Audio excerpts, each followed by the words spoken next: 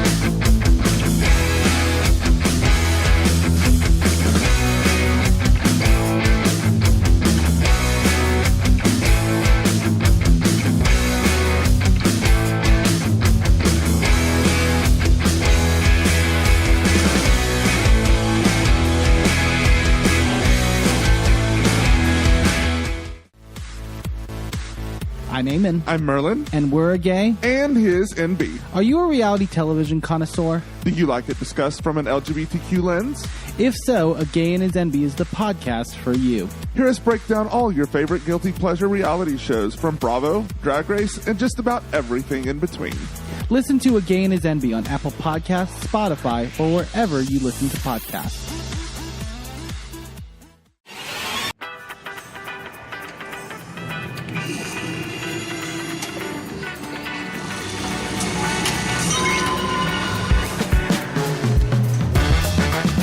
A few months ago at Hot To Go, I won the Enjoy Wrestling Championship, something for 2 years I've been dreaming of doing. And now we're back at Bellum Brewing. And on September 6th, it's not only the next Enjoy show, but it's my birthday. And I'm celebrating it the only way I know how, by inviting 7 of the best professional wrestlers from around the country to compete in a one-night tournament for my Enjoy Championship.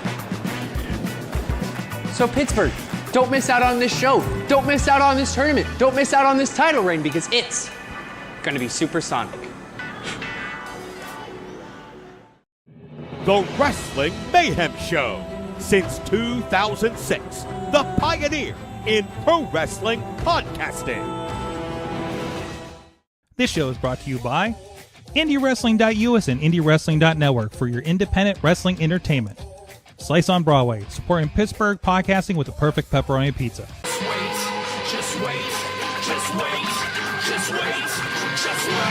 for the perfect time, then attack. Don't give up what you want, take it back. Wait for the perfect time, then attack. Do what you have to do, make it last. Wait for the perfect time, then attack. Don't run, boy, this will change the back. Wait for the perfect time, then attack. Wait for the perfect time, then attack. Wait for the perfect time, then attack. Don't give up what you It is the Wrestling Mayhem Show, 972 Tuesdays. We've been talking professionalized wrestling. I'm Mike Sorg at Sorgatron on the social medias and the Sorgatron Media Studios in Pittsburgh, Pennsylvania. And I got with me from upstate New York, it is Mad Mike. Hi, Sorg. Hey. I too am all out of money to give WWE in Paris. You, me, and Paris have given all of our money to WWE, and they happen to be asking for more. But that's okay because we have VPNs. Also with us is the Enjoy Wrestling champion, Mikey Montgomery is here. Supersonic. That's a custom one that I made myself. That's a custom intro that I've designed. Yes. It's like the cameo of intros. There you go. Now, do you owe me money or do I owe you money? I don't know how that goes. No, that's just the only way you're allowed to say my name. Oh, if you I don't see. say it like that, I have to sue you. Oh, I got you. It's not up to me. It's up to my manager. Who does the best supersonic? The best one that I've heard is definitely Sean. Okay. Sean does the best one. Everybody kind of interprets it different. The way that I've described it to people who are about to announce me is it goes Tony Chimmel introducing Edge to Vince McMahon gravel. It goes supersonic. I like it. Well, we're gonna be catching up. Enjoy wrestling. Could I do it like the Fink? Excuse me? Yeah, try to do it like Fink would do it. Supersonic Mikey Montgomery. Yeah. You know, that's usually how it goes if I don't address how I want them to announce it.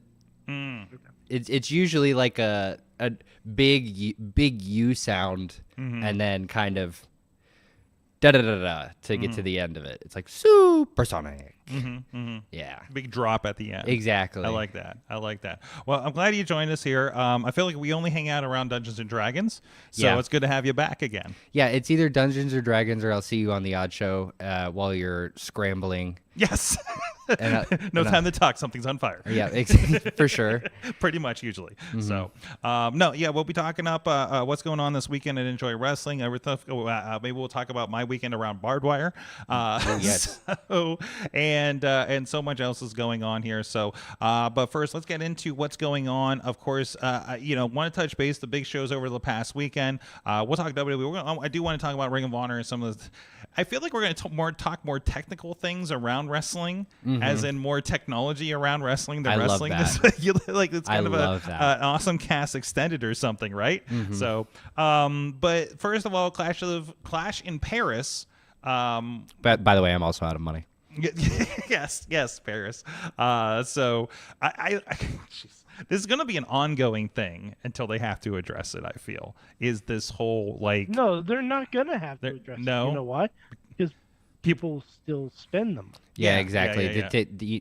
If ticket prices are still this high and yet they're selling out every arena that they're going to overseas, I don't foresee them addressing it. I mean, this is the reason why you don't see 3 shows in Pittsburgh every year anymore, right? Because that dilutes the market, and it was $20 tickets, and now it's like I go and it's like, oh, it's like $90 to sit up in the nosebleeds. I remember when I lived in Cleveland, you would get a SmackDown at Quicken Loans, you would get a Raw at Quicken Loans, and then Like the holiday house show? Yeah, and then you get a holiday house show at like the Wolstein Center, literally down the street, wow. which holds like maybe 2/3 the capacity. But I mean, and that's when numbers were not great. Yeah, yeah. So now when they go to a different city every single night, and they're or they go to a different country, exactly, you know. Exactly. And it's like there's no telling when they're coming back. That's why they just recently announced, like, they're like, hey, we're having live shows, guys. Yeah.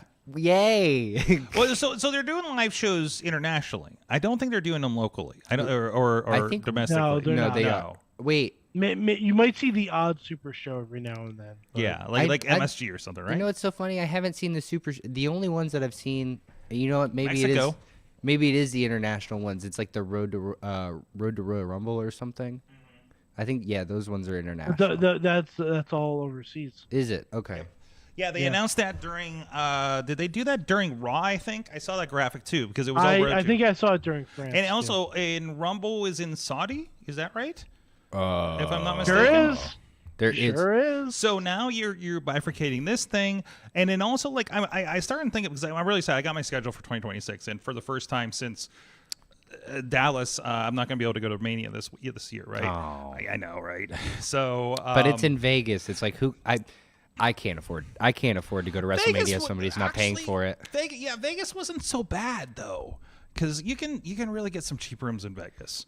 That's Like, true, but we had are you staying off strip? Obviously. I gotta say, I stayed at Treasure Island. I got all my booking the Thursday before, like 2 days before, and I did not pay too bad for like, what was it, 3 nights? Out there. Yeah. So You only stayed for. Does that cover all of WWE's events? Those 3 nights? Friday night, I came in Friday night and stuck around both Manias, and I did Raw. So that's 4. Yeah. So that's Friday, Saturday, Sunday. Yeah, stay, but that's staying 3 nights, and I took a Oh, plane true, out. true, I took true, a true. plane out after Raw with everybody else. so because Raw's at like 3 o'clock or something. So Right. because of time zones. So that was helpful for that. So versus like I think SummerSlam, we drove in, did SmackDown, and then stuck around for the 2 nights of SummerSlam. So but again, it's like I think it's one of those, now that you have SummerSlam's a 2-night, the other shows feel big. Toronto's probably going to be a big thing for like I was thinking about, like, why don't I go to Toronto? It's only like 4 hours away. I feel like that's kind of what WWE is planning. Yeah. What WWE is planning for now. Yeah. If they're gonna do a show like domestically, meaning the North America. Yeah. I feel like they're gonna want to do it on one of these border towns. That's like maybe people come up from Mexico like to a Texas show. The San Diego Survivor Series, for Exactly. instance. Yeah, for sure. I bet that's going to be a big hit for them, like for international fans that are coming. Yeah. Same thing with like Canada. Like I can imagine them doing it, like just outside of. I don't know what the biggest stadium would be out there, but like just outside of Detroit, or maybe just inside of Detroit, like. Well, they already do Ford Field. They did Ford Field a couple years ago for SummerSlam. Right. So you have that. You'd have to. That'd be interesting to figure out how many Canadian fans traveled to that show. Which I think would be an interesting number. I wouldn't know how they would track that, but. They do somewhere, because they always say from 20 different countries at WrestleMania or That's something so like funny that. because too. I feel like the only way that they get those numbers is if they have people at the gate going, "Hey, can you fill out a survey?" Like, I think they do it. They I do think that. they also Right, check so- like Ticketmaster returns and stuff like that. Yeah, because that has where you came from, so that's all kept, and you signed something away to have that information, or even just Ticketmaster.ca versus com or something, right? Tina's reminding us, Survivor Series was in Vancouver, British Columbia last year, which is right across from Seattle, more or less. Right. I don't know exactly, but I presume it's a nice drive over the border there. So yeah, no, it's 11 dates in a row, says True Prince. Only 4 of them are televised events. So again, but that's somewhere where they know they can maximize. Yes, they're going to be like these house shows, but there's probably going to have 15 to 20,000 per show. Like they places where they can absolutely maximize what's going on there and have fun with that. And who knows, maybe they are going to film it for some dark stuff or something later or something. They won't. No, they don't. They don't even bother. No, they don't do that anymore. No, not even. No. Oh, man. you know what's No, interesting? they Did rely on social media clips if anything goes viral. That's true. When they did SmackDown in Paris, did they do it at the same place that they did Clash in Paris? No, I think I don't think No, SmackDown. SmackDown was in Lyon. Oh, okay, that makes Where total the sense. SmackDown was in last Lyon. show was, I believe. Yeah. The last major show. Because for Raw, they just left up the Paris set, Which I have to say, that looks Paris great. set was dope. and I That Paris really was hope dope. that for these big shows, which I think that they're leaning towards, we're gonna see some cool sets. Yeah. Which people have been clamoring for online, and if we know WWE from the last 2 years, they love to listen to what people say online and implement that into their television. So I think that is going to be a welcome change. No, absolutely. I mean, myself, I'm eyeing up Minneapolis for SummerSlam next year because I feel like that's a fun time. You're in the middle of the summer. You can actually do things. You're not going to freeze like we did in Philadelphia for Mania a couple years ago. So, like, Still think when they do Minneapolis SummerSlam, the NXT show or something needs to happen in the Mall of America. in the Mall of America, I'd love that. But isn't there an could you indie imagine- company that Could you already runs imagine there? if Yeah. Eric Bischoff hosted like the NXT's Great American Bash in the Mall of America? Do you Like, think? just sign me up already. Okay, this is an interesting side topic. Do you think if Eric Bischoff came back on WWE TV, he'd come back to a Hogan style boo or Big Pop? Now, No, I don't think he's done anything Ho- to piss people off. I- I mean, yeah, the Hogan boo yeah. has nothing to do with No, him. I know absolutely, Like, but you I'm know. just thinking in terms of fan reaction because like how many people this generation really appreciate what Bischoff really kind of did for Nitro. their parents do. Sure, absolutely. So their parents will go crazy. Yeah. So, I mean, I think there's something with that. So, First Wrestling is the one that does the Saturday Night Nitros. Right. And this, I've actually talked to Swembo a lot about this. They don't film their shows at all.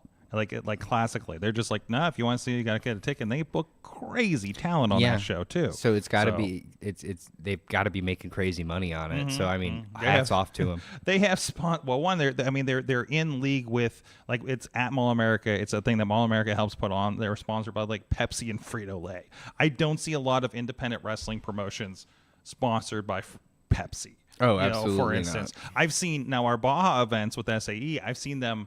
I was amazed because I saw. We always look at the sponsors as part of my job is like get like the sponsor. Who's there, who's representing, stuff like that. And I was like, why is Coca-Cola on the sponsor banner, right? Well, I mean, but there was a local bottler basically. Yeah. So I mean, Enjoy has gotten like local reps from like T-Mobile and stuff like that. Sure. Okay. Yeah, So- that's right. I've seen the Taco Mania or something, right? And then their AIW, I don't think they were allowed to put like the banner up, but I know that they were sponsored by I think like Jack Daniels or something, or I think it was like either a whiskey brand or a vodka brand. But I know they were sponsored for a show like I think it was like a Hell on Earth one year.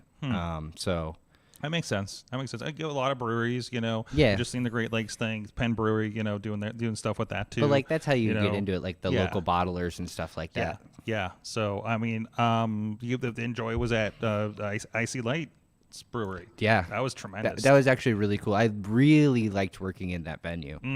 It's actually if we did like a main show there, if we just sort of like curtained off a little bit and had like and got like a lighting company to come in and sort of light the thing, it would look spectacular. Oh my God. Especially with if you filled up that balcony with fans too, like a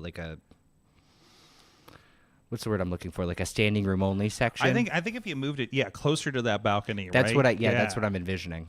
And then curtain off sort of like that lower underneath area. Maybe. I don't know. Playing around with it in my head. I'm trying to find pictures from that day, so because it was Oh, so okay. freaking cool. It was. I think if you look like a lot of the pictures are actually looking straight at the balcony from that right hand side of the ring if you're looking from hard cam. Yeah, I was looking at mine, see if they're in my pictures anywhere. But anyways, no, that was a really cool venue, and Volume's another thing with Enjoy that it always had a cool vibe to it too. So again, back to the WWE thing. No, it was cool because it was like 30,000 people for Clash, and it was like 23,000 for Raw. You know, I love these big shows. I love this vibe, and I love when it comes over, like the chance of it coming over to America, you know, things like that. So it's a net positive for all this kind of stuff, and it makes you want to show up, and you will pay that price when they show up. You know what I mean? So, you know, by contrast, I'm enjoying what AEW's been doing to feel different. AEW in ECW Arena I've loved the last week of it, and we'll get into that in a little bit, of course, in a little bit too. So, in the meantime, yeah, it's time. We've got to move on from there, and we'll talk about the tech issues over the last week, I guess, too, as part of this. But in the meantime, everybody, thank you for supporting the show at patreon.com/Wrestling Mayhem Show. We have a lot of extras on there. A lot of times the post show, where I actually have a live stream going on around and in between shows and after shows, and while we're in the breaks and everything like that. So you can go check out what's going on there. And I do need to put something in here real quick. Anyways, thank you to everybody that does support the show, including our friends at the fan and show level. Bo Diggity! Woo! As well as the Zoom is still killing the woo on the Mad Mike. I missed that. As well as Team Hammerfist, the Tupac family, Bubba Brewer of the Triple B Podcast and APWF, and Jason French at the Poppy Club level, Dave Pop Partner. Rats in a Trench Coat, Tony Kincaid, and T-Pop, True Prince of Pro. And at the Pizza Club level, The Riz, and brand new, welcome Justin Cleaver to the Pizza Club level of the Patreon. And at the manager level, Bradley, you guys can support the show too, patreon.com/Wrestling Mayhem Show. They beat the crowd size from Taylor Swift's Eras Tour. Really? Well, they beefed it. They beat it. It just says so. Like yes. From that arena. Yeah. Talking about? So that makes sense. Her stage is really big, isn't it? It is. It's a lot. It's kind of takes up a lot of seats. That's why they jack the ticket prices so high. Yeah, there you go. Supply and demand, right? Mm-hmm. Let's talk about technology. Let's do it. It's two things. ROH had an issue over this weekend, and Stephanie did something that pissed some people off. Let's stay on the WWE for a moment. We all know we're talking about the pricing and everything like that. So, you know, I am an advocate for VPNs, I guess we can say. From when I wanted to watch AEW over on Triller in the UK to, like, I really like WWE on Netflix. I really like all of my WWE on Netflix because honestly, the local options, including my local CW network, are terrible. I can't get it. Terrible. Or you can't get it, right? Or I think maybe it's on Peacock and no, it's not even on. It's on CW app. It's on CW app, and you have to get the CW app on your television, and boy, is it bad. It's never gotten better. It's terrible. I didn't even the latest I'd watched it before was when NWA Power was just on the CW app. It was just I couldn't watch it. It was unbearable. If you have a cloud DVR with your local cable, I tried this with my mother's, and it looks terrible. Like, it looks bad, you know, through the local Pittsburgh CW. So, you know, ExpressVPN is what I use. I go to Canada, and everything's there. We all know that. It's the worst kept secret, right? Most podcasts I listen to that are sponsored by NordVPN or ExpressVPN literally tell you can use this to watch Netflix that you don't get in America. Like, they're not hiding it. Netflix knows this. Netflix could block it, but they don't, and a lot of them don't. So when Stephanie was doing an ad for, what was the which it was a VPN I've never heard of before. But they did the ad and this is probably literally the ad copy that was sent to her. I don't know. It's very specific to WWE, wasn't it? So I listened to the video because I saw the response, and I literally put in the chat, I'm like, guys, is this for real? Like, did she really say this? Because that seems wild that they let her say this. You know, it feels like she should know better. I know we talked about it, like kind of before the show. She doesn't really have a position, and she does stuff in WWE right now. But it is the Netflix is Surfshark. I'm sorry, the VPN is Surfshark.com. I've heard of it. Yeah, it's just not one that I'm familiar with. And VPN Shark. Okay.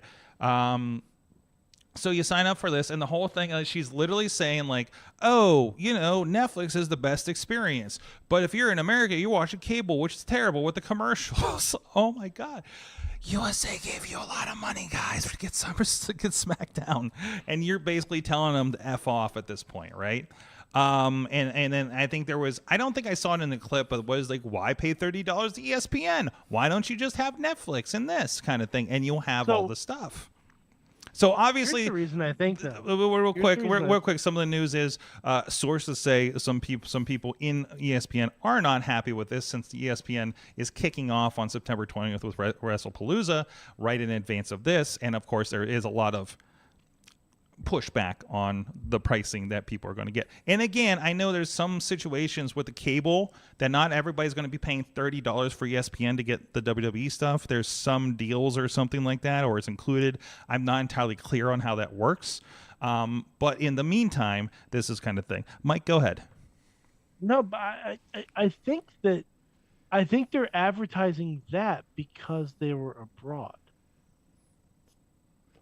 Like, I think that's the reason, because usually, like, the abroad shows have different sponsors.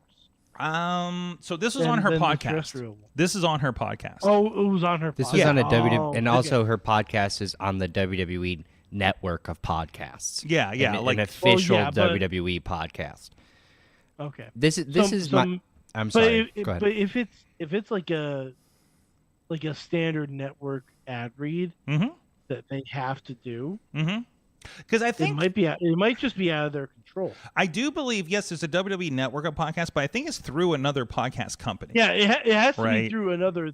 Has to be through another podcast, like I can't even, like iHeartRadio or something like that. It's not iHeartRadio. It's not that, but let me look. But like if it's through a certain thing, there's certain ad reads that you have to say. No, but you're still held liable, I think, for what you say on a podcast. If it's, I mean, I don't know if there's anything not liable. I mean, like they're still not looking at it that way. They might not be able to say or do anything, but they still think a certain way. But that's something like every podcast probably has a Surfshark ad. So just to pair that off, the WWE podcasts in March 2025, WWE is partnered with Fanatics for these podcasts. So now Fanatics is managing them, just like they do Fanatics Fest and the merch and all that kind of stuff. Like Mike, you saw when they had all the Superstore stuff, everything said a Fanatics experience on it. Just like when you go by the merch shop at an NHL stadium, right? Yeah. Like everything says like they basically, I think Fanatics has everything at this point that's important in sports. So, which is really interesting.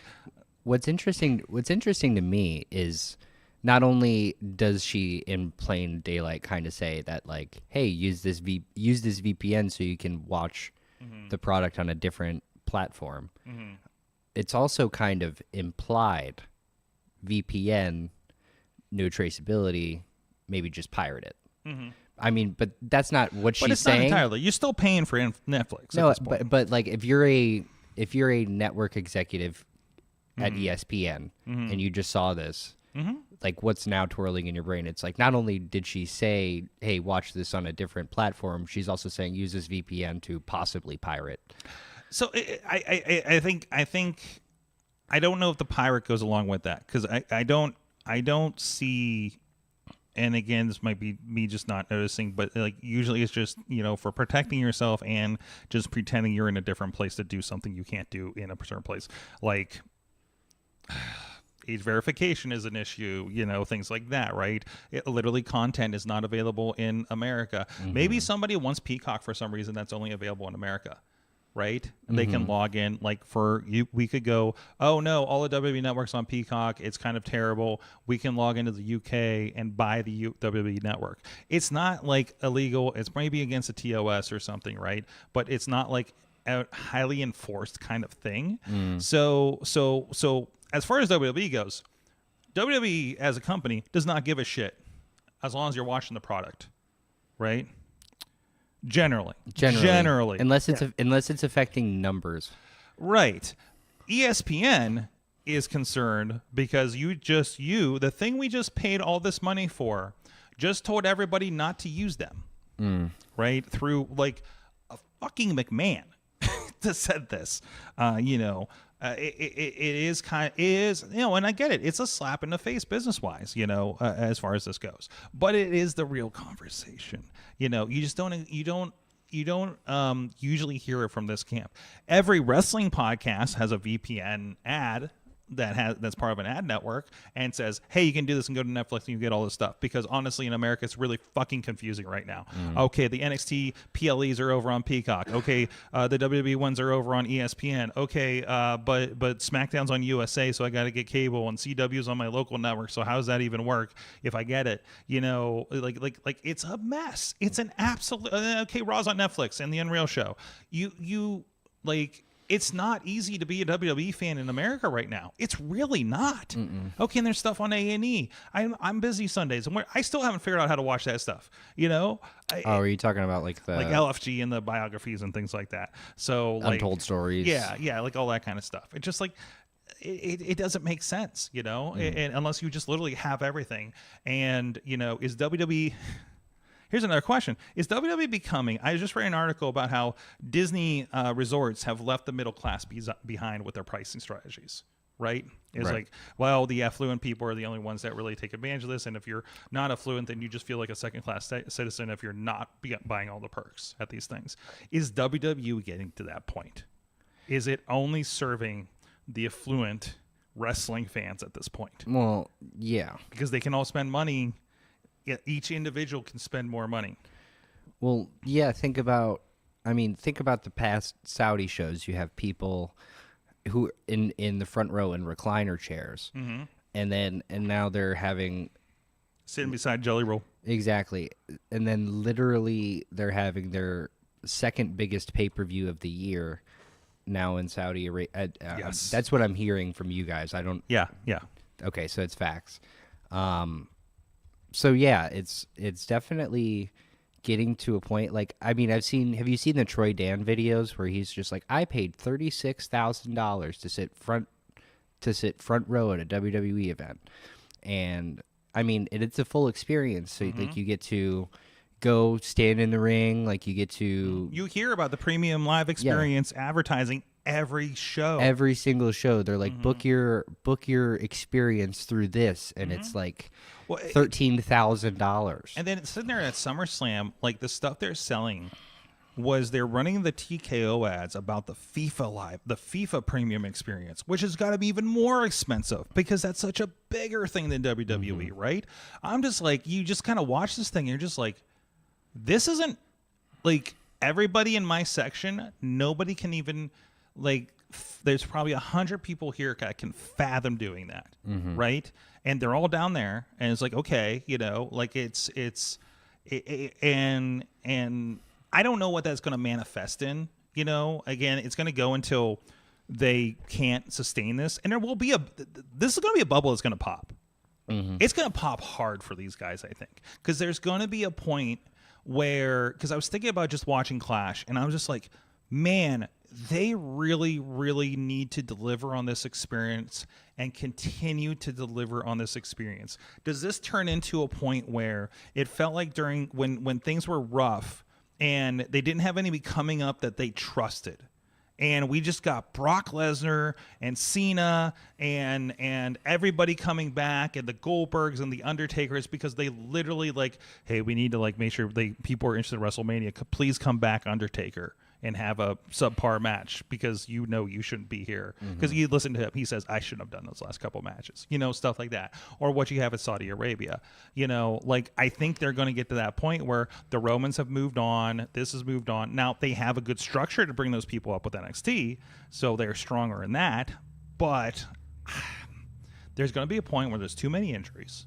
at some point, or too many people have gone off in the sunset. Your AJs and your CM Punks have gotten old enough and retired. Your Roman Reigns is, done with it, and they haven't filled those gaps to that mass capacity, so. Well, I feel like it's in every other entertainment industry. Like, you have that bubble. Like, I mean, like, it's a roller coaster. Yeah, like the immediate thought in my brain is like kind of like, well, like opera or Broadway, where it's just like there was a time where it's like getting into an opera was super expensive and it was only for the super wealthy. Right. And now if you look at it nowadays, it's like you can get an opera ticket for $25 and sit relatively close to the pit or wherever section you really want for a fair price. Because the affluent people moved away from it? Yeah. Well, I Okay. mean, because it's become, it's like Broadway. It's like now everybody and their mother can go to New York and go see a Broadway play. Now it's expensive to be in New York because of all the things. Because that it's you're New doing. York. But like a Broadway play is relatively like accessible for people who are taking a vacation to New York. Right. But there was a time where a Broadway play was like the hottest ticket in town. And you're gonna have that with, I think, pretty much every single live entertainment industry, and wrestling has had several of those bubbles. And we're coming towards another one. It's everybody. It's like Wall Street. Everybody's kind of waiting for the bubble to pop. It's like every time they turn on the stock market, they're like, "Today's the day. It's all gonna fall apart." And then they turn it off, and then they turn it back on again the next day, and they're like, "It's gonna go." Like It's gonna happen, and you're gonna have this. I think AEW's been a little bit of roller coaster with things as well, and that's kind of where it is. We'll touch on that. Actually, we'll move that to the next segment after, but we'll talk about Ring of Honor stuff too. But it's not going to happen tomorrow. It's not going to happen maybe even next year. You know what I mean? It's so funny because it's like I can see this version of the industry pedaling on for the next 5 to 10 years, potentially. Yeah, it's got a lot of steam behind it, doesn't it? Especially if you're like, okay, the Americans can't afford this. What if we go to other countries? And what if, hypothetically, not getting into anything else? Sure. What if our economy tanks into the next year? Yeah, I mean, what if? Then who is? You know what I mean? Like, if you can't fill 70,000 people, 50,000 people in a stadium in this country, 1, 2, 3, 4, 5, 6, 7 nights a year, plus the sold out regular arenas, do we just have even more shows in other better off countries? Yeah, like Saudi Arabia, apparently. Yeah, because it's like, at what point does this train just stop? I can see the WWE train, like, through better or for worse, just pedaling through this, like, almost no hesitation. That it's like, this machine will continue to grow and become more and more every year. I just can't. I've never seen it slow down since 1999. It's been a steadily. I mean, obviously it goes 2000s, starts to come up all the way from the 90s, comes back down around, let's say, I'd say 05-ish. 05. I'm thinking 08 in my brain. That seems right. 08 starts to come down through 2013, 14, 15, 16, 17. Then all of a sudden you have the new kids from NXT. You have Rollins, you've got Reigns. I still think a lot of this. I saw this with business that we did.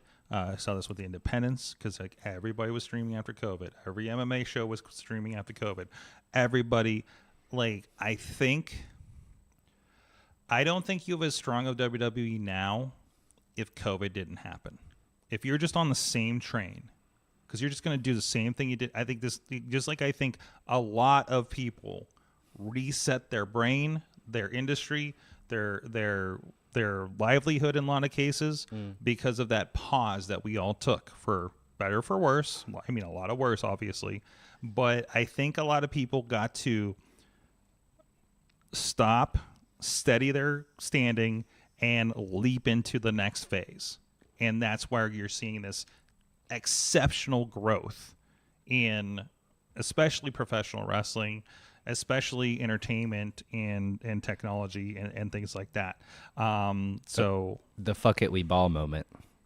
yeah, it kind of was. It kind of like, yo, let's stop doing the stuff that doesn't fucking work. Whether it's I'm not going to work this stupid fucking job because it could all end tomorrow, or my job can say I'm not worth it. And I spent 12 months sitting on TikTok realizing that's something I could do, or getting inspired to do something else, or, like how many people how many people are the Joe Hendrys that took that time to get in better shape and restructure his craft and get better at that, and then launched out, and look at him now, right? Exactly. Because he was just random guy. You're like, he's entertaining, but I don't see him being a WWE guy like anytime you saw him.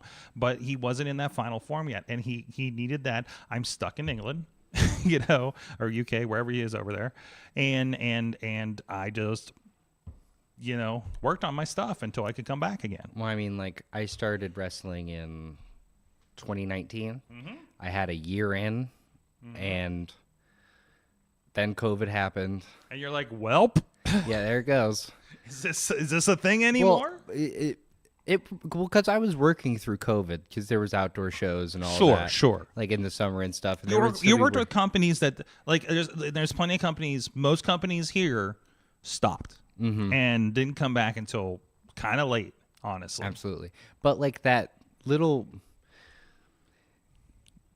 Those times when I was working at those companies, I felt like there wasn't a huge looking glass at me to where I could really take strides in figuring out who I wanted to be as a wrestler without really like a huge lens on me in terms of like people eyeing me down and seeing like maybe my screw ups and stuff like that.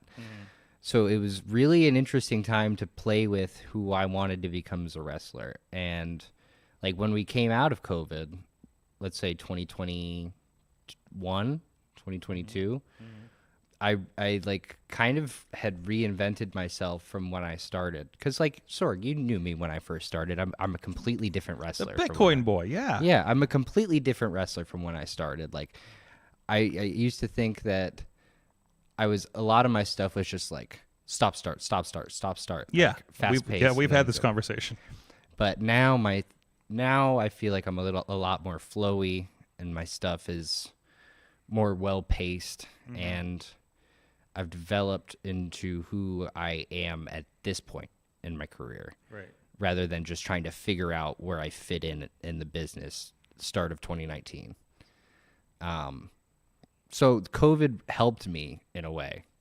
Because otherwise you would kind of slog through and just getting from show to show, week to week kind of thing, right? And just continued the course. Exactly, for sure. And it so- was just about getting to the next show, really. Like, because it was just all about finding work. You get into a car and go literally anywhere at those times. Like, I'd go to Indiana, backyards in Detroit, anywhere that would take me, just because I wanted to get out there and just try something new, do something different, have fun. Like, it was a really interesting time because, like, I wrestled a lot of people that I've never seen after either. Like, especially wrestling, like, some of, like, the smaller shows in Detroit. Like, there's a lot of people that, like today, like, even, I want to say, like, the last couple 880 shows that I did, like, they'd come up to you and go, like, I'd shake people's hands and go, "Hey, I'm Mikey," and they'd go, "Oh, I met you at a show in Detroit," and I'm like, "Wow, I'm a completely different person from when I was back then." Like, it's hard to even think about when I met you. Like, not hard. It is in like it's tough to think about, but it's just like I can't imagine myself at that place anymore. Excellent. Well, speaking of that place, you are the Enjoy Wrestling champion, of course. There it is. Mostly, usually people just kind of put it on the back. You're just like straight up wearing it on the couch. I wanted it pronounced. I love that. It's almost as big as me. Is that too? Mikey for scale. But there's a lot of stuff going on. And yes, IndieWrestling.us is is a sponsor of the Enjoy Wrestling this weekend. It's going to be at Valium in the South Side, a really cool venue. And you can check out, Enjoy is not on there because they have their own thing going on, and we're happy to be a part of it. But IndieWrestling.us, a lot of stuff going on, including 880 Wrestling debuted in Cleveland this past weekend. Effie was there with the GCW World Champion taking on Nick Wild for the 880 Championship. TME teamed with MV Young as TMV. You get it? Interesting. Yeah, right? You get it? That show actually debuted this evening at 6 p.m. We had the final out of that put out there. It's for free on YouTube. It's also over on IndieWrestling.network for you guys to watch. Also this past weekend, and maybe I'll talk a little bit about it in what I learned, we had the no ropes barbed wire death match between, I don't know if we call it death match, but it was definitely a mayhem, between Jamie Jamison and Beastman as part of VCW's return after a year away in McMecken. 300 strong, by the way, in the crowd, I'm told. So it was a wild show, as it always is down there in West Virginia. Definitely go check it out if it's not for the faint of heart. Obviously, with these two, somebody lost their pants. Because barbed wire. And a lot of blood. And there's a lot of blood. So there's blood on my equipment.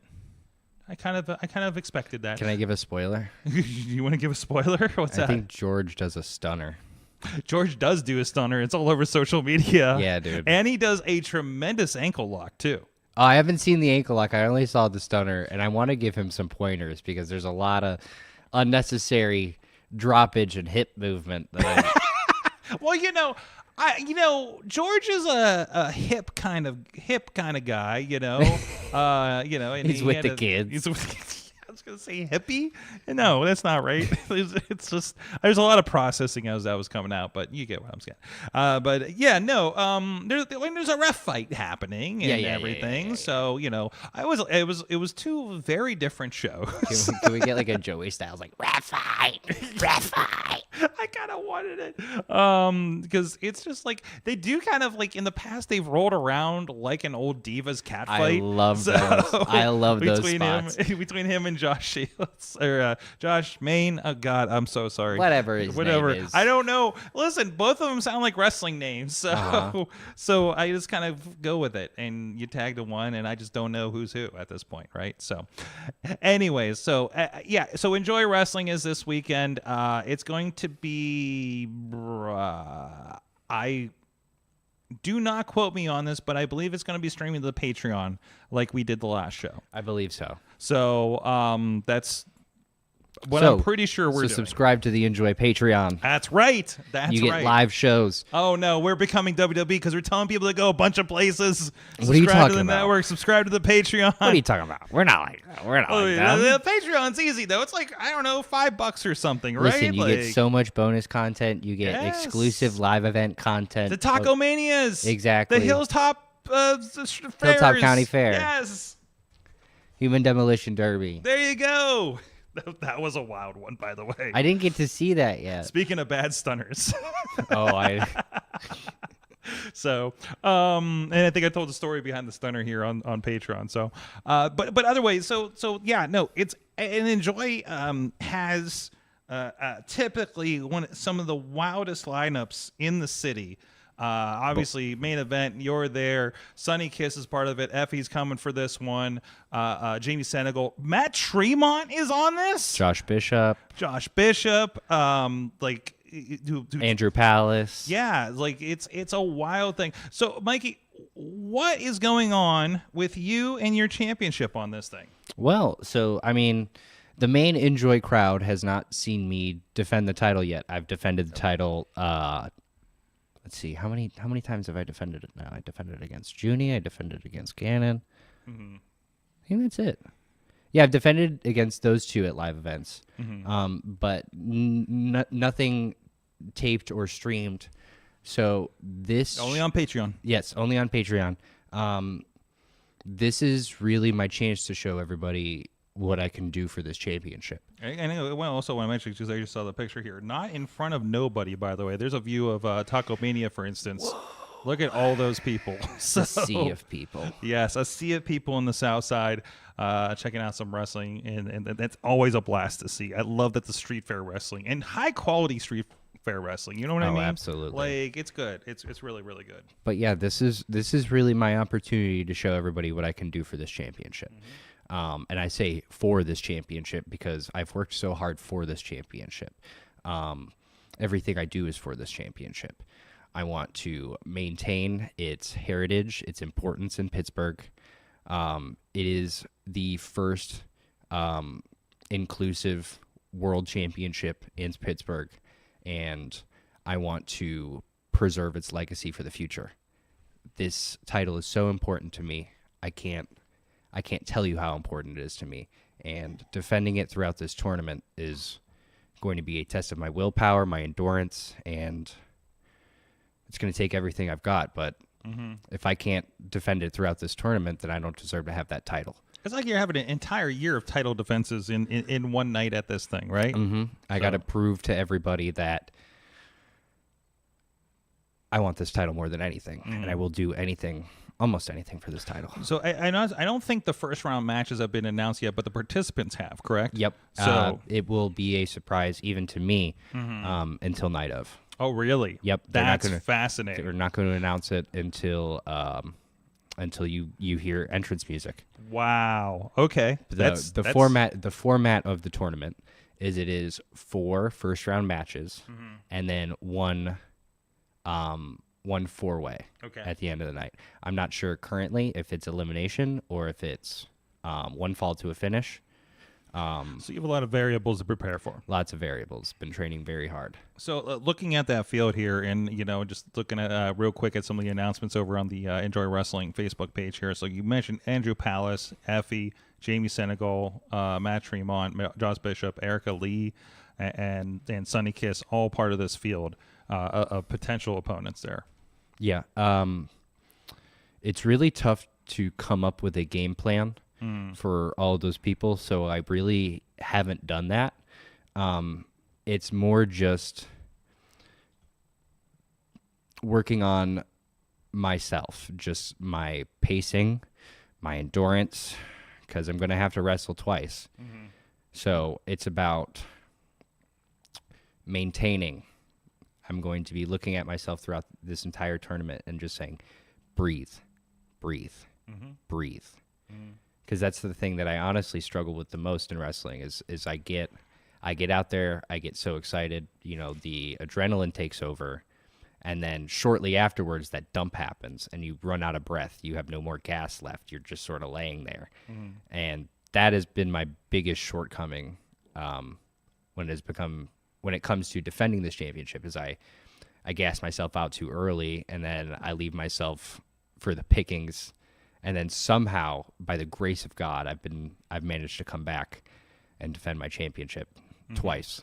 You are, and even when you got it, when you won the championship, it was against two, Billy Dixon and Sonny Kiss, for instance. So like you definitely have done it the hard way. Big match, Mikey. Big match, Mikey. There you go.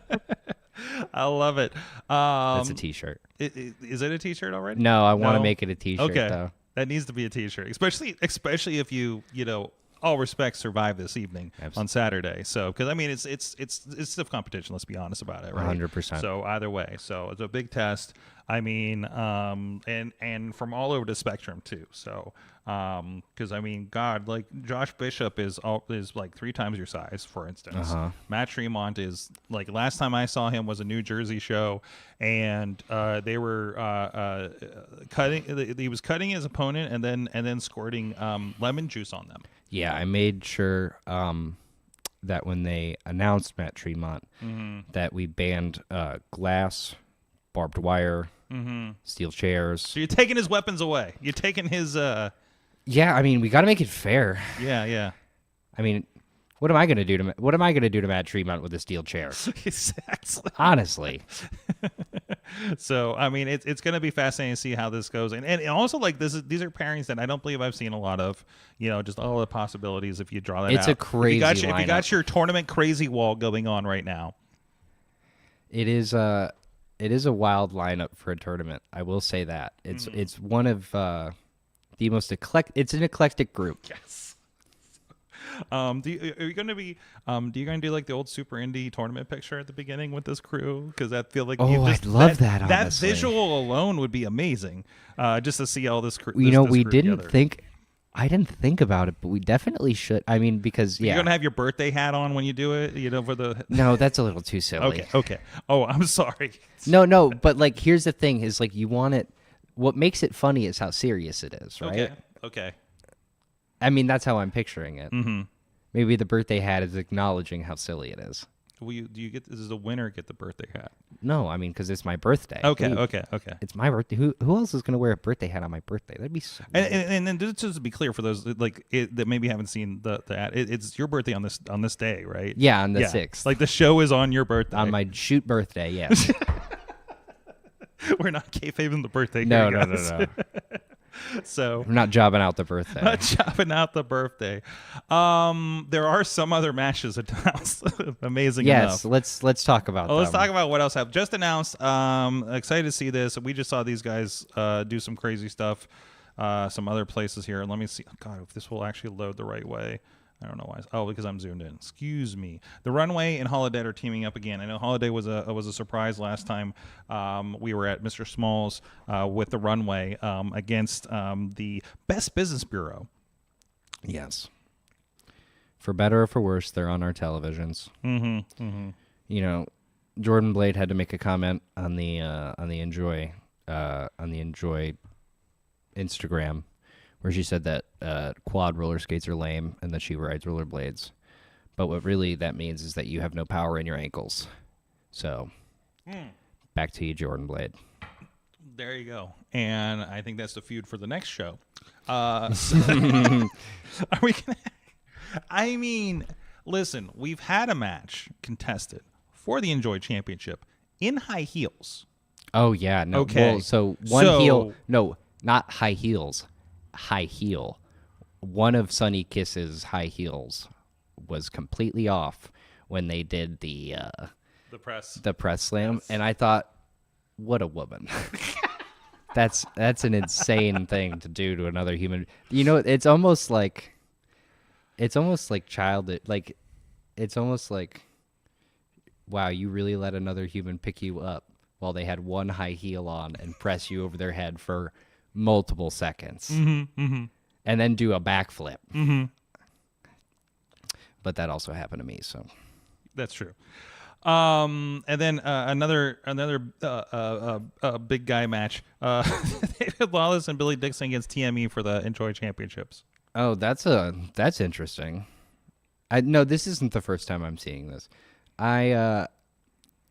It's tough to say how Billy Dixon and the Gavel David Lawless are going to come up with a game plan for TME, seeing as though TME have been teaming for countless years, have had countless matches together, know each other like the back of their hand, and they've teamed so long they've had two different team names.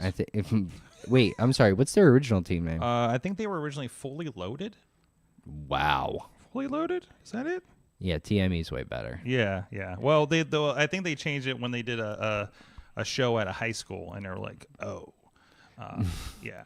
Yeah. Is it Fully Loaded? Man, I don't know. Now I'm doubting myself on that. I gotta look into the archives Something on like that. that. We'll look at that on the. But I think I think David Lawless and Billy Dixon have teamed maybe 0 times. So this is going to be quite an interesting bout, to say the least. Absolutely. Sorry, I'm checking my thing. Checking your email, Sword? In the middle of my... I'm searching for that team name. In the middle of my Wrestling Mayhem show? Well, a happy pre-birthday. Sorry, you actually we don't have a research department. We do have a research department. It's like his profession. I'm looking. But either way. Well, it was. So again, it's going to be this Saturday. It's in the South Side. It's near the giant clock. I believe so. Oh yeah, the now Iron City clock, by the way, too, right? It's pretty cool. It's and I didn't know it's the biggest clock face in the country or the world. What? Or something like that. It came up in one of the articles. So Wait, you have to explain that to me. The largest, the biggest clock face. Clock face. How does that work? Because you have Big Ben. So it's probably in America because Big Ben. Mm-hmm. So there's that kind of things. We do things big here in Pittsburgh. Yeah. And I just feel like that's good for IC. Always bigger in Pittsburgh. That's what I always say. After they lost the sign on Mount Washington, to Pond Law Hockey or whatever. Right. At least they got the clock, which I think AT&T had for a decade. So this feels better. So You still lost the ketchup bottle. off of the field. Yeah. Yeah, that's sad. What is it called now? At Chew Field, whatever it is, I don't care. So Well, they changed I'm from Cleveland. They changed Quicket Loans to Rocket Mortgage Field House, which is just not a great name. Field House. listen, I went to the crypto arena that used to be Staples Center. Oh my God. What is wrong with people? Went to the crypt, if you will. Can't we just for these large buildings, just for whatever, can't we just keep the names on them and make them historical? Locked and loaded. Teapot Locked with and the loaded. answer. Locked Locked and and loaded. Locked and loaded. Thank you. Also, I'm seeing Rune's Goons What? Maybe being a one-off. in old wrestling. Oh, well, that. yeah, Oh, okay. yeah. No, that's Yep, a yep, whole yep, thing. yep, yep. Have you done Yeah, old that- wrestling? Have I done old wrestling? Yes. Oh yeah, I love working old. Well, what was your persona over Dig there? dirt. Dig dirt. Yeah, so back when me and Eric were teaming, Mm-hmm. sorry, this is gonna break kayfabe for old wrestling, but we're on the internet. So when me and Eric were teaming, we were the coal miners. I was dig dirt and he was dug dirt. So the pretense and post tense of digging dirt.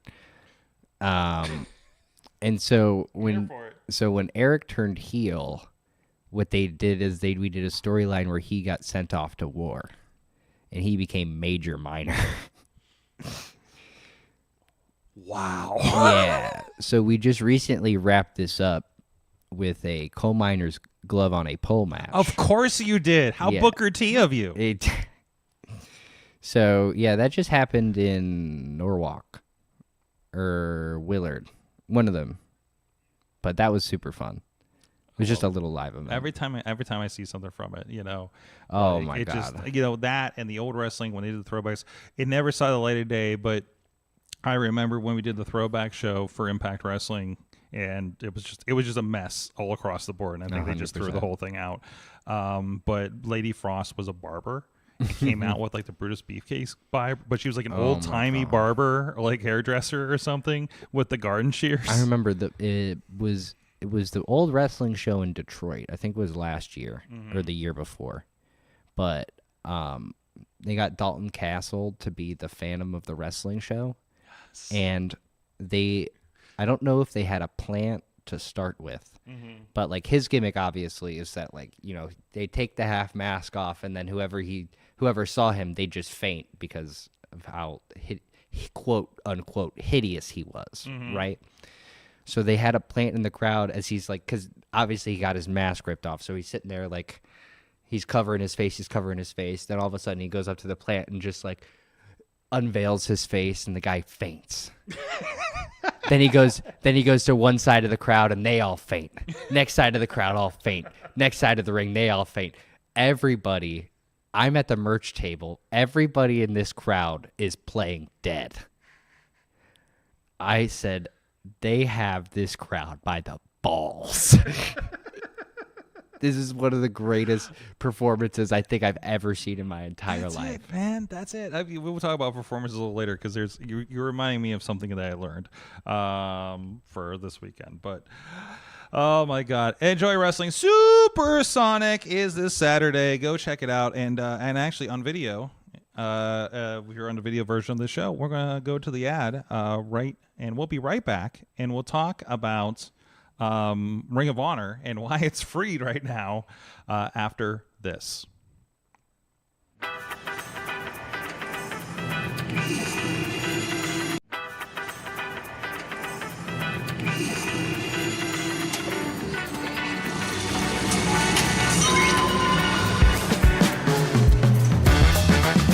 A few months ago at Hot To Go, I won the Enjoy Wrestling Championship, something for 2 years I've been dreaming of doing. And now we're back at Bell & Brewing. And on September 6th, it's not only the next Enjoy show, but it's my birthday. And I'm celebrating it the only way I know how, by inviting 7 of the best professional wrestlers from around the country to compete in a one-night tournament for my Enjoy Championship. So Pittsburgh, don't miss out on this show. Don't miss out on this tournament. Don't miss out on this title reign because it's gonna be supersonic.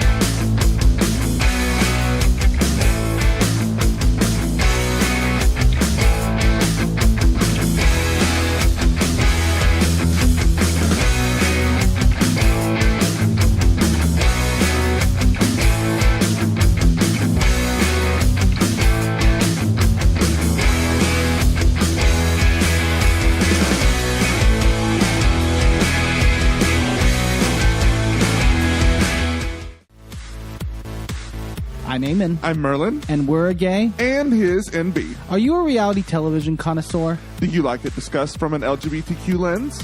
If so, A Gay and His NB is the podcast for you. Hear us break down all your favorite guilty pleasure reality shows from Bravo, Drag Race, and just about everything in between. Listen to A Gay and His NB on Apple Podcasts, Spotify, or wherever you listen to podcasts.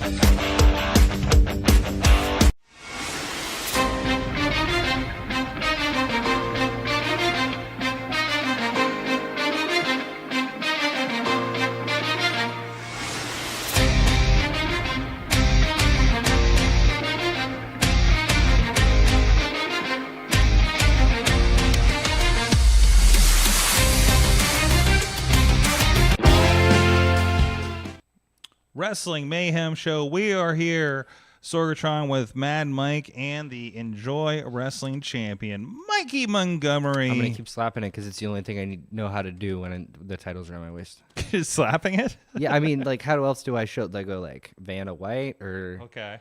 discount Is that double... the Vanna White? No, I'm sorry, discount. I discount double-checked it. Discount double-checked it. Okay, what was that, Mike? You could shine it with your forearm. There you go. There you go. You got good With my sleeves dirty going on there. sweatshirt. Well, you know. Either way, so well, you know, and you know, I don't like to talk about technical issues with the big shows, other than like just a reminder that shit happens on whatever level you're on. But one of the big news, you know, Ring of Honor had a really killer show, honestly, Death by Dishonor over at the ECW Arena, which, you know, to me it felt like an old Ring of Honor show. You know, we've talked about, like, I wish Ring of Honor was still in smaller venues. Like, I think that's the vibe. I think that's where it hits better. It just doesn't feel right when you have that, you know, that rolling banner across. Yeah, and everything just feels so WWE CW. Mm-hmm. Yeah, it really is.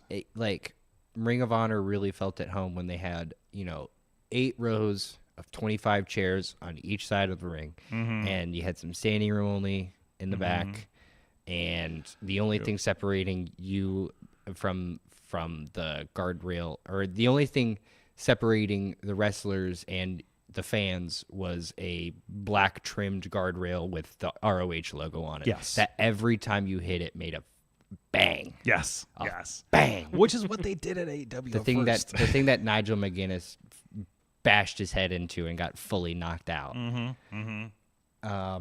That's what Ring of Honor feels like to me. Like, when you can hear the crowd from, like, when you can hear the come up instead of down. It's such a different acoustic level. Yeah. Because then you can hear because then the bumps don't go out. Yeah. The sound goes up and through. It's such a different experience. It's the right air. And I've seen you know, Chikara there. I've been there for New Japan. I've been there for old Ring of Honor tapings. You know, like, I mean, that building is the vibe, right? And I'm like, and even like you're seeing that vibe, like, it's so different when even what they're doing on Dynamite and Collision now, right? Yeah. Like, it just, everybody who is there for it, you know, definitely across the board. So it was a pretty big show. They had Paul Walterhausen in a match. So Hauser. God, I always fuck that up. Paul Walterhausen, like, yes. he's in a team with Danhausen. I Danhausen it all the time. I'm sorry, Paul. But you know, he had a big match, so of course there's going to be a lot of eyeballs on this. So apparently and I was surprised at this. Like, around 9:15, I see a tweet on social media, just bouncing around between matches, and I saw hey, sorry about the issues tonight. We're going to put the show out free on YouTube. And I'm like, what issues? I'm watching on an Apple TV. I'm pulling up on my phone when I leave the room, you know, to go get food or something.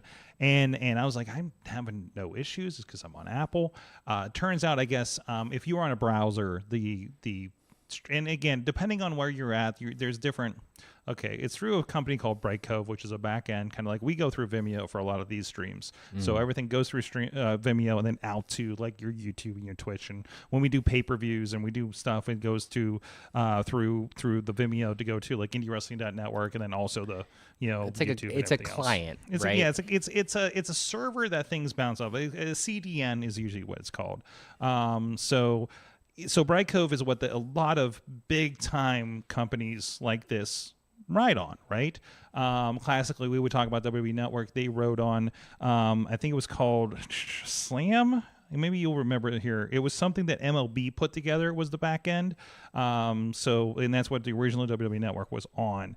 Not Slam. It was something like that. But and Disney ended up buying it, and they had to move CDNs and everything like that, which was also probably a technical mess for a little bit.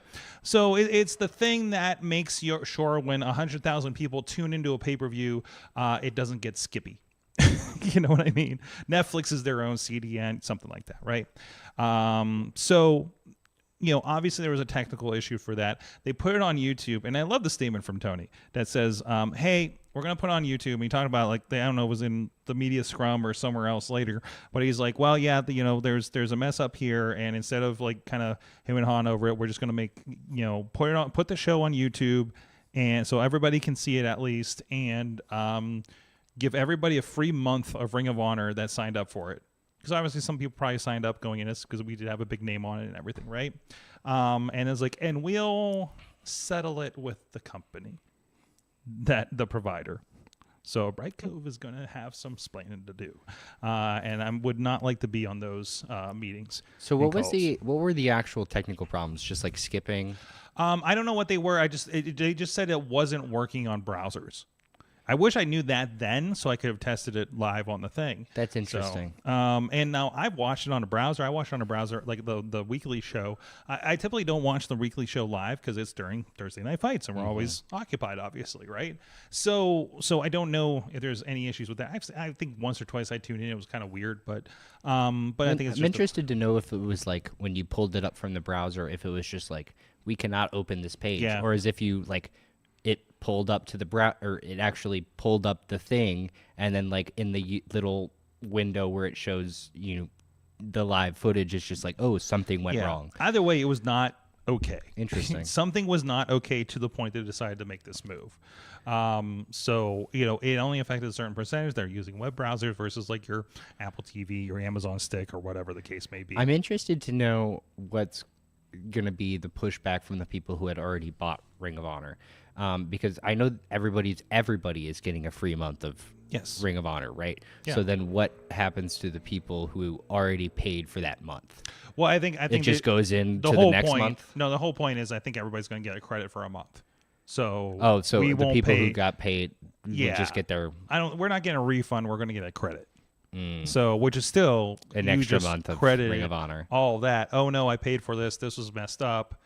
And you put it out free. Well, you're going to get another month. So, and again, it's like, the shows I think have been entertaining. The MXM collection have been great. They're doing fun stuff on there, but it's just kind of like it's off over here, right? I'm interested, and it gets the social media, but I'm interested to know like how quick of a fix that could be. Because like it's because like you were talking about earlier with like the network and how when they switch, I'm sorry, I don't know what you actually called it, like the BAM net with the CDN, the BAM CDN. net, and somebody remind me, it was BAM that was the back end for it. Again, everything just kind of funnels through those servers and out to all the places where people so watch like when you say they changed CDNs and that became like a mess for however long, does this month where they're now trying to figure out this new system, does that now become a mess for the people who have gotten their free credit? It kind of depends on what happens next. If Tony just determines that Bright Cove is not the way to go, now app wise, and I don't know if the providers come with this. I do notice when I look at the apps, the app that Ring of Honor is using currently is the same template as what New Japan uses as well. Like it's sort of the same looking browser. Yeah, you can tell. So you can tell it's made by the same company. You can tell it's there's like, hey, here's just a general template. Just like the Vimeo stuff, kind of all looks the same too. That would like what we use for our network. Like if you go to somebody else that uses something, it's going to look fairly similar, honestly. You can customize, but still. And I have not gone into their app stuff yet because honestly, it's far too expensive for what we currently provide. We would need Ring of Honor level subscribers in order to put apps on everything, and we don't have Tony Khan money to front that. So welcome to independent wrestling. So so that's the idea there. So again, it's just like, hey, stuff happens, kind of interesting. They've had pay-per-views. They just did Supercard like a month or so ago. No problems. I don't remember them having streaming problems like this. It's just literally, and also I am curious, when just a little bit, we've had problems with Facebook over the last week. YouTube has reporting internally on the dashboard about problems there. I'm wondering if this was a symptom of a larger problem across the board with streaming technology over the last week too. Like, kind of that thing you always hear about, hey, such and such isn't working because Amazon Web Services are down and everybody rides on that. Very similar, right? There might be some funnel that all these go through, could be Amazon. Honestly, that makes all this weird.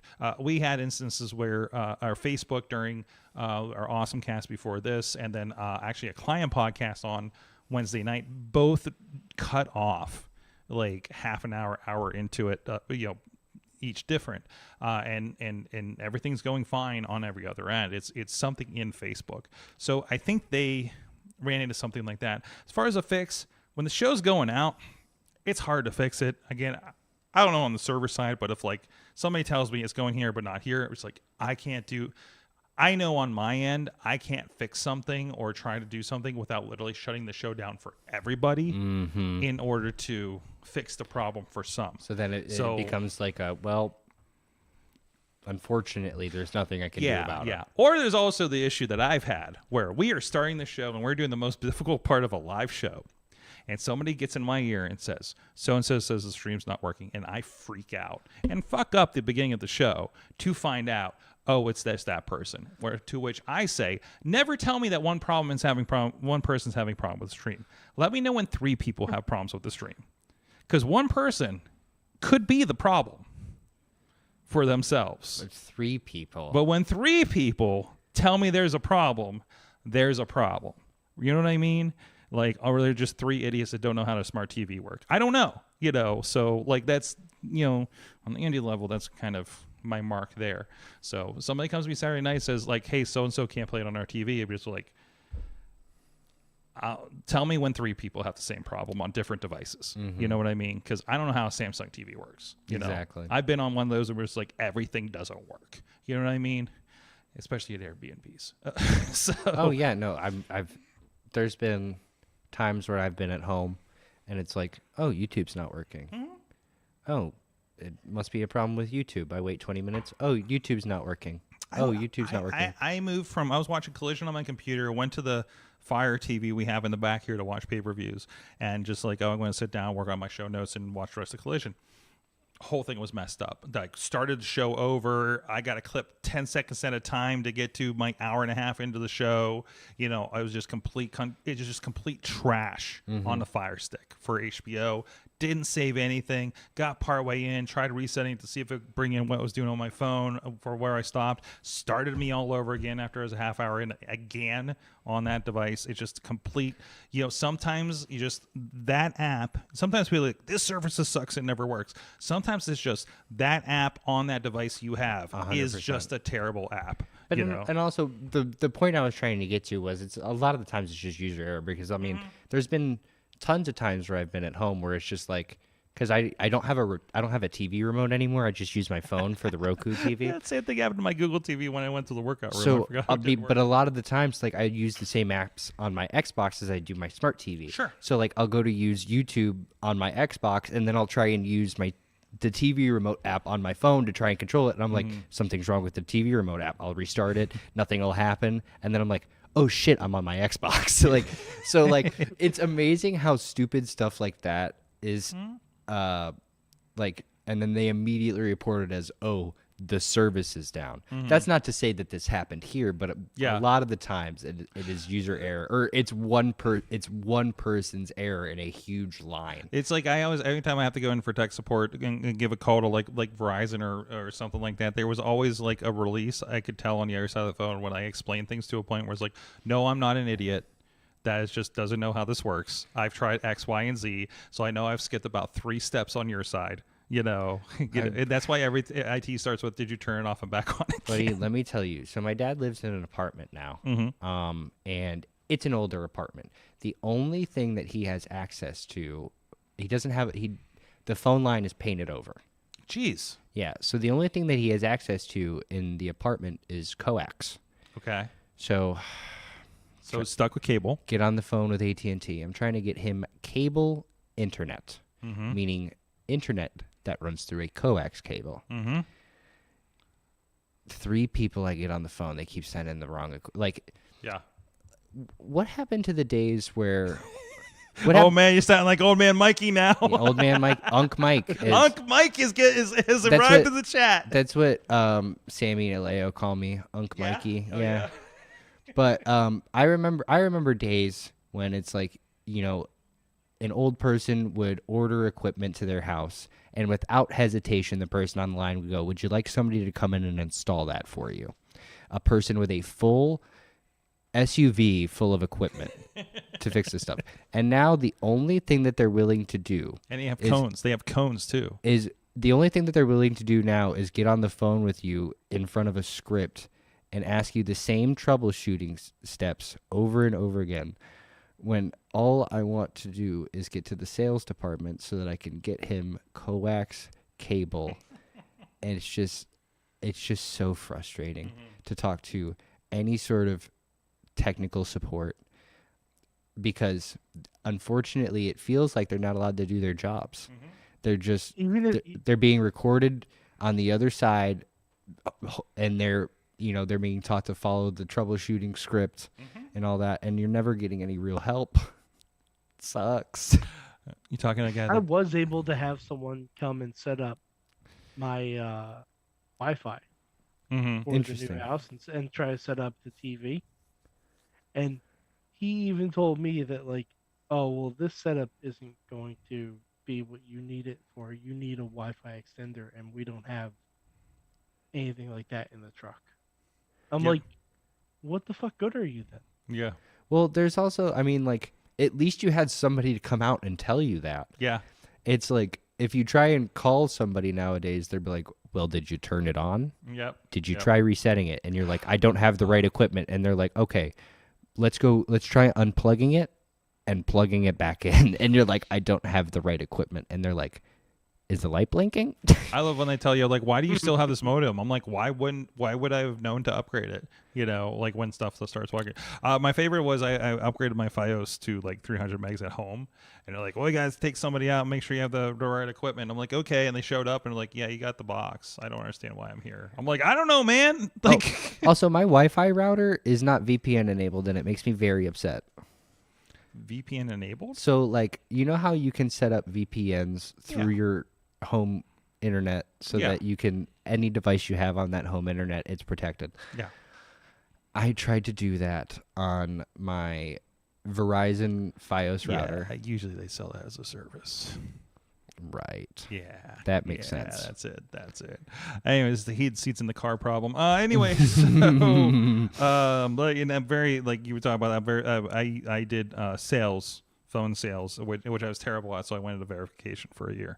And yeah, I'm very like, hey, did you stick with this? Did you fuck with this person? And also, I was very off script when I sold Verizon DSL. Oh, yeah. So I was like, I'm like, Well, wrestling fans, I hope you appreciated well, that. offshoot, that's a good. I haven't had a good rat hole like that, for a while. That's It's great. only when Mikey Montgomery comes on. Do you? No, get on it's these rat not. holes? It's No, not? it's not. You should see when Zeke's on. You should see. Oh, I can't talk to Zeke for more than 20 minutes before I forget what the hell we were talking about. Oh yeah. Old man Zeke. It's just a couple of two old men. Just Two old talking to man, each Mike. other. We gotta get you and Zeke on the couch. Oh, that would be crazy. Oh, you know boy. what's so That'll be funny? 3 hours. Me and Zeke started. We'd have to block out 4.5 hours. Me and Zeke started at the exact same time in nearly the exact same area, and we've never wrestled. We've never wrestled one time. Never been in the ring with each other. Not even for like a segment, anything, nothing. Never been in the ring with Zeke. Isn't that crazy? Gotta make that happen. What are you talking? I keep fantasy booking this like thing where like every light goes out at 8:80 and then I show up, but it's just like nothing makes sense in my head for it to make it happen. I just think it'd be a fun pop. Listen. You need to drop into one of these. If we get an outdoor Penn Brewery show, just to get in that background again. I just want to You have like an know. Austin glass shatter moment where I come out, hit my oh finish. my God! By God, it's Mikey. And then hit my finish on 3 people, and then just drag the baby face over the helpless corpse. 1, 2, 3. And He then hasn't everybody been in 880 for a year. What's he doing here? Who is that? He doesn't even go here. That was my favorite thing about when Reese was cutting a promo on me. He's just like, you don't even go like talking like a school kid. You don't even when go you're doing here. like the 3-way thing. Yeah. Was it him and Nix maybe? Yeah, Or- it was him and Nick's. He's like, you don't even go here. I was like, wow, actually, that's so true. That was great. That's good stuff. Anyways, let's get into what we learned. But first, a shout out to our friends feeding our guests and feeding us, so we don't forget to eat. Because I know I do. You've seen me on show days. For instance, this is why I like bring my wife or bring somebody else that like I'm like, listen, your job is to make sure I eat. and and I don't kill somebody. But part of that is Slice on Broadway doing the good Lord's work on that first part. New York City style yins are made, Beachview, Carnegie, East End, and North Hills. You know what I've been doing? They're not officially sponsored on this part, but I now have a Thursday tradition. We've talked about before a long time ago. They opened a convenience store right next door called Tim's Corner Market. And they have some items. I can get my lotto tickets there and stuff for the last several weeks, because I also forget to eat when I do my 880 Thursday nights. So we've been grabbing the deli sandwiches from there. So that's been great. So now, like, Tuesdays I go pick up the pizza for the podcast. Thursdays I go to get their deli sandwiches. I'm supporting a great local business right here in Beachview. They got multiple locations for Slice on Broadway. The best. Last week they gave me a cheese pizza. I don't know if it was by accident or they wanted to make sure I had the cheese pizza, of which they won an award that is sitting there on the counter for the best cheese pizza in the world. And it was some good cheese pizza. So go check it out. Slice on Broadway is supporting the show since well over a decade here, and sliceonbroadway.com. And if you're not, just say I'm on social media and say thanks. Also, hey, please, if you haven't, I asked, and well, I didn't see them come through, but they said they did do it. Drop a comment. Have fun with it. Go to Apple Podcasts. Drop a comment on there. Give us a review. We don't get a lot of reviews. I think everybody is just listens to us where they listen to it, and it's all over the place. But we used to, and we used to read them on air, and people would get scared. Yes, but I want you, because I recently did this with another podcast, and they read my thing on air, and it was delightful. So please leave me a wild comment that will hopefully attract other people or scare them away. Honestly, whatever mission you want. Over on Apple Podcasts for Wrestling Mayhem Show. But we will read it verbatim like Ron Burgundy. Absolutely. Oh man, we used to get emails and everything like that. I'm going to see in a moment here if there's any over there, because somebody said they posted, but it didn't populate when I looked at last. So we'll take a look at that here after what we learned. So what did you learn from wrestling this week? I learned that when you have your return show in McMecken, West Virginia, two things will happen. One, you're going to start the show with a barbed wire no rope match and bleed all over the place. And then later in the same show in six-man tag, you're going to have a mime invisible grenade spot. Same show. One of the reasons I love the madness that is VCW, or as we like to call it, Beastman Pro. Side note from that I also learned, because I was told, first of all, it was hilarious that this show is a barbed wire no rope match. And on the Facebook post, it says family-friendly fun. It was kind of the joke through the entire weekend. But as part of that, I heard, well, an entire Girl Scout troop is coming. And I'm like, are they going to get their field dressing badge? Turns out, they were there for their theater badge. Oh, that's very different.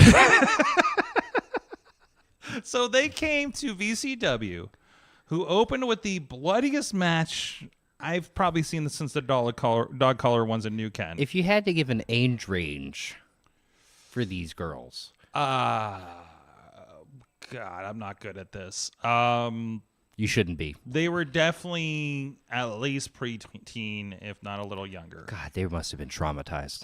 They were eating. They were, blood somebody hungry. said, I they love were that. feral. Interesting. Yes. They were coming up and saying hi to everybody on the corner when the good guys came out later in the show. I don't know what they were doing during the barbed wire match because I had other concerns. They weren't screaming 6'7" like they were me at Taco Mania. 6'7"? Dude, oh What my is God. it? What is this? It means literally nothing. It's just internet garbage. Okay. Dude, is this like how we chant 6'4" at Dev Swayze? No. No? It's just TikTok culture has just gotten too far. Oh no. At at live show, well, at Taco Mania, I love when kids come and support me to wrestle. Yeah. What I don't like is when kids say Sigma or say 6'7", which literally is just internet nonsense. Mm-hmm. It means nothing. Mm-hmm. It never will mean anything.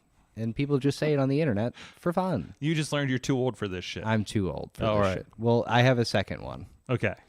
So what I learned in wrestling over this past week is that you can lead a horse to water, but you can't make him drink.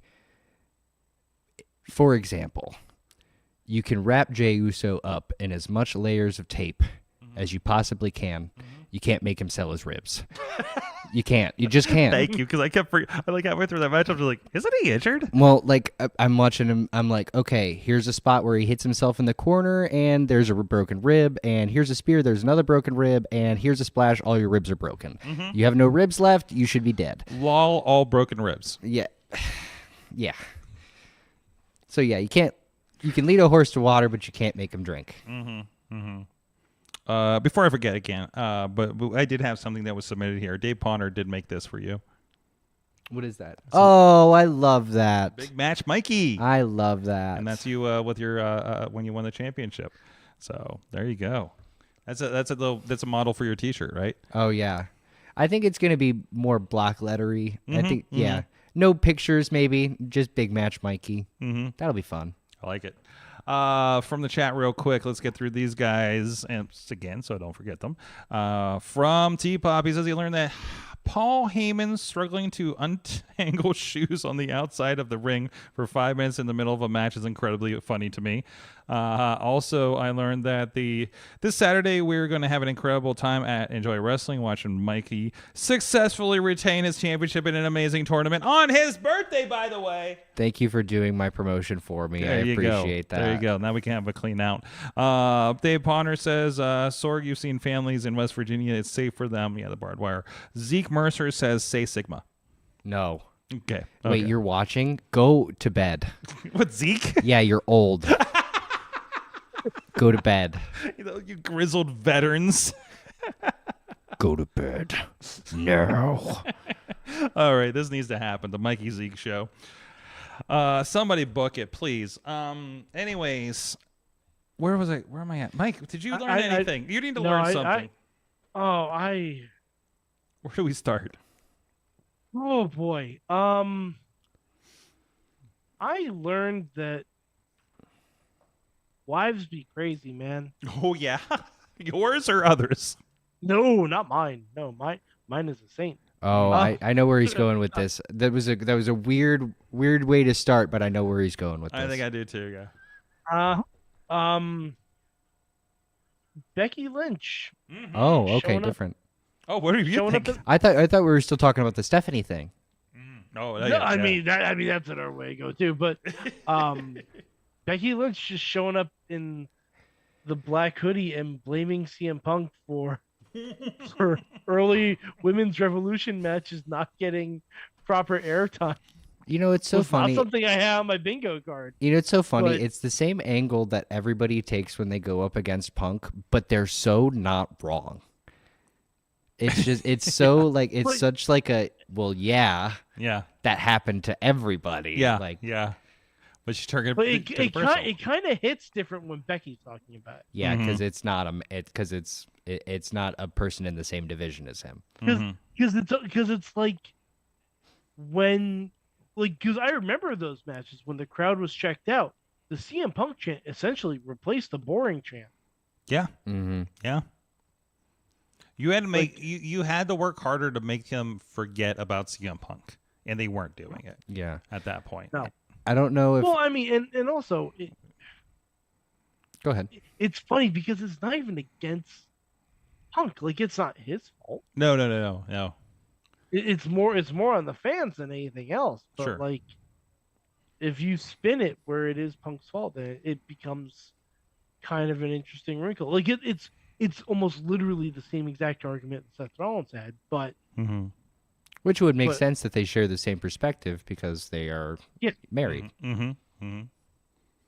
But SmackDown is gonna be interesting. I haven't watched SmackDown in like multiple weeks. Can someone refresh me? I know Damian Priest is on there now. So SmackDown is in Chicago. Right. And Punk's gonna show up. And who's Punk's he gonna bring? Be there, and he might bring Larry. Oh, Larry.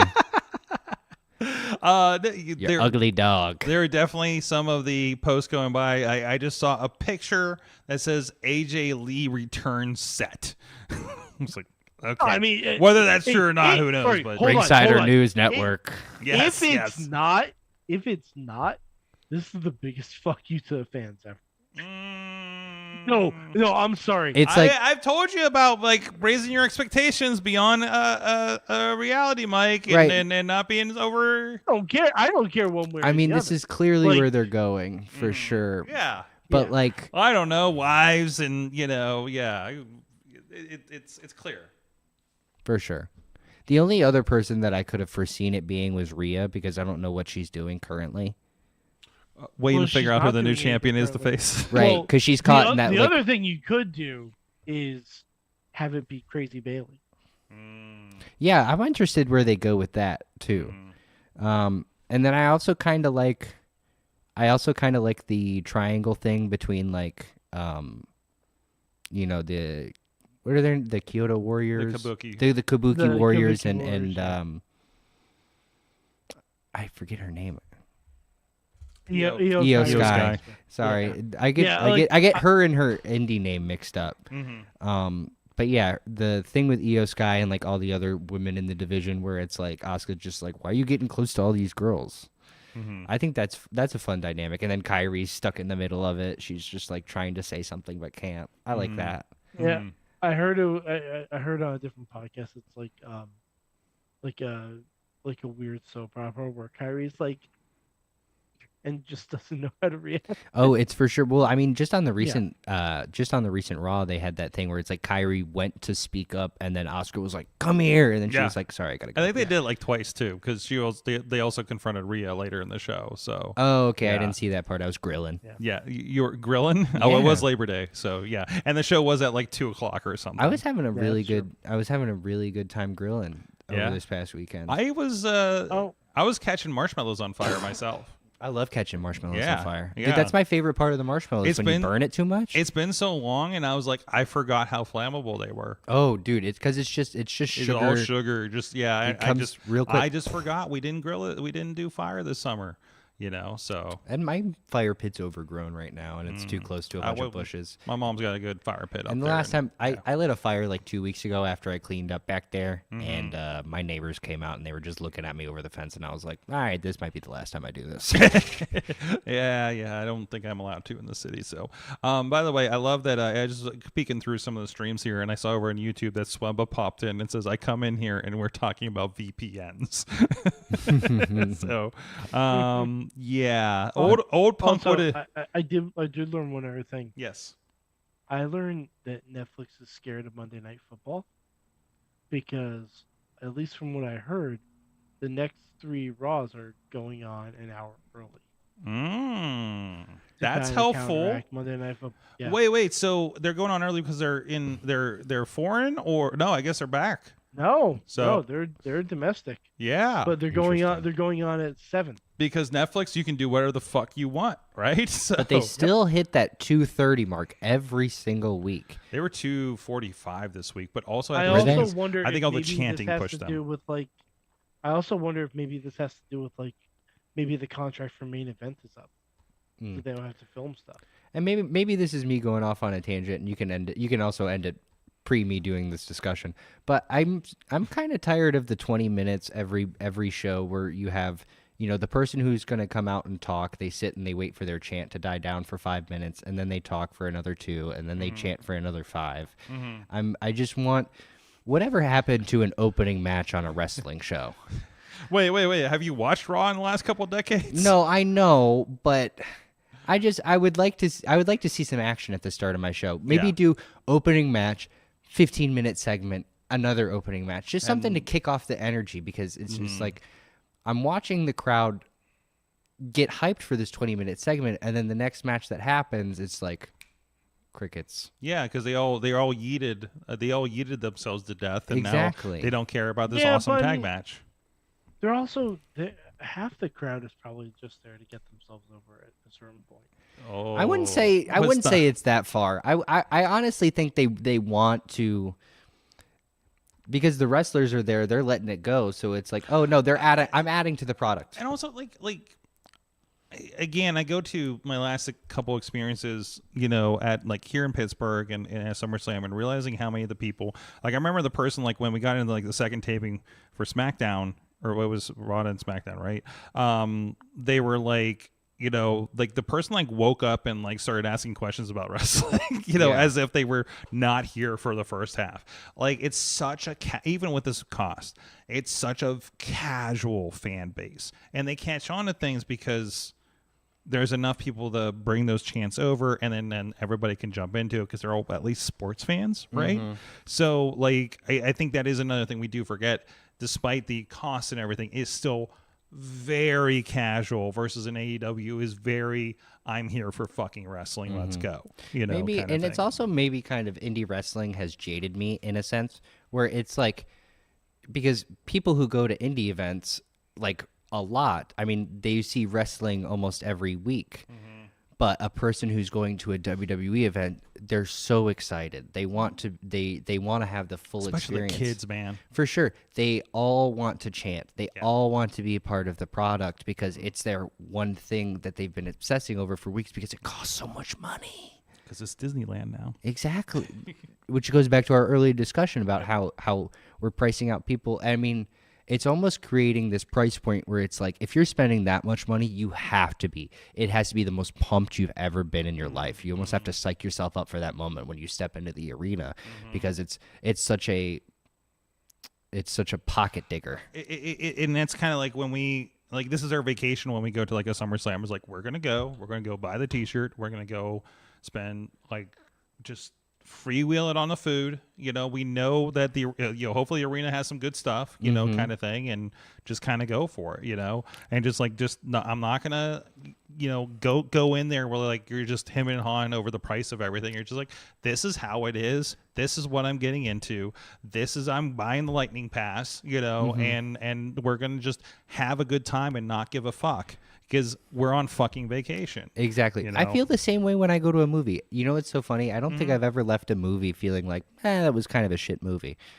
I don't know why. Me, I'm not. I pay for A-list, so I don't give a shit. Well, it's like every time I go to the movies so few and far between. Yeah. That every time I go to the movies, I'm like, wow, that was a pleasurable experience. I love the movies. You're going with purpose. Exactly. Because you go so shortly. I go out of habit. But also it's like, it's still my comfort place. You know what I mean? Even when I pay for stuff at home, like if I rented Superman the other night and I had friends that were like, it was all right. It was pretty good. And then I went and saw, I rented it for like $25 on Amazon. And I was like, wow, this is a good movie. It's just, when I buy stuff, I have an immediate thing in my brain that goes, I have to like this because I spent so much money on it. I get that too, a little bit too. So, but also like something like Superman is like, no, I'm going to buy this because this is one of those. You have comfort movies. You know what I mean? Like I'm going to put on an old Ghostbusters or Ninja Turtles or How to Train Your Dragon is another good one that both me and Missy will enjoy. I love the first one, not so much the next ones. Yeah, we actually like got through this again. We're like putting it on and putting the sleep timer and watching like a half hour of it a night while we're dozing off, kind of thing, right? And I'm just like, why don't I own the third one? So that's now on the way on Amazon. So because it's cheaper to get the DVD with the digital code than buying the digital. Is it still like Vudu or whatever for the digital code? Most of them just go through Movies Anywhere, so then it's on everything. So it's a very. So they just give you like an MP4 file of it? No. It's just you sign into Movies Anywhere. Hey Swumbo, it's a tech podcast again. Sorry guys. No. I forget this is a wrestling podcast. As long as it's not like a Lionsgate movie or a Paramount, I think, because they get weird and they're like all over the place. Sometimes it's Amazon, sometimes it's like they don't do Movies Anywhere, but most other providers do. Studios do. Your Warner Brothers, your Universals, and things like that. Disney. You plug that code in the movies.anywhere.com, and then if you've attached your Amazon, iTunes, God, it's still iTunes, all that stuff. It's on my YouTube, it's on anything. So again, you sign into Hilton TV, and you got all your movies. Well, yeah, like on YouTube or something. Although that doesn't work half the time. There's like an error code. But like hypothetically, where I tuned into, logged into my YouTube on the Airbnb. TV, and I'm fucking jamming Transformers the movie from 1985. That's pretty cool. Because that's again one of my comfort movies. If you can't tell by my Facebook posts. You want to know what my favorite comfort movie is? What's this? Basketball. That is on the list as well. Basketball is one of my favorite 90s comedies. Mm-hmm. I think my biggest comfort movie might be the first Iron Man. Oh, that one's pretty good. That's a good one too. That's a really good one. Like, Tony Stark Ninja built Turtles this 2 in a is cave classic. with scraps. Yeah, like most Marvel movies are also in comfort zone for me too. Most, in some. Oh, ways. I Phase 1. Most Phase 1 for sure. Yeah. I can't get through Thor. I like Eternals is not, and maybe the second Thor was a little harsh. I couldn't get through I Thor the love first Thor. time I saw it. It's yeah, but it once you get the Ragnarok, you're like, yeah, I'm Yeah, here it's, for it. yeah, he becomes I'm here lovable for it. at that point. Absolutely, Anyways, we kind of moved into Patreon territory here, so let's wrap the main show here. Thank you everybody for joining us. Mikey Montgomery, enjoy wrestling, Supersonic. I have to say it that way. I'll be like saying it in production meetings that way now, right? So that's the branding at work. You're all over the social media. You're part of Top Rope Tabletop, which will be next Friday here, and hopefully you got a belt you're going to slam on the table when that happens. So. Yeah, absolutely. If you want to follow me, I'm at Mikey_Montgomery_pro on Instagram. That's the only one worth following me on, because the other ones are trash and or non-usable. Okay, there you go. As long as you got your name secure across the board, because that's what's important. 100%. That brand, so somebody else doesn't hop in there. I tagged somebody who left a platform. It was really embarrassing. Yeah, I'm like, yeah. That's why you saw my post a couple days ago about it, right? It's like, do not delete your accounts. Hold it, so some other asshole troll farm got something terrible could take your place. Right. And then now you have fucked your branding, at that point. So.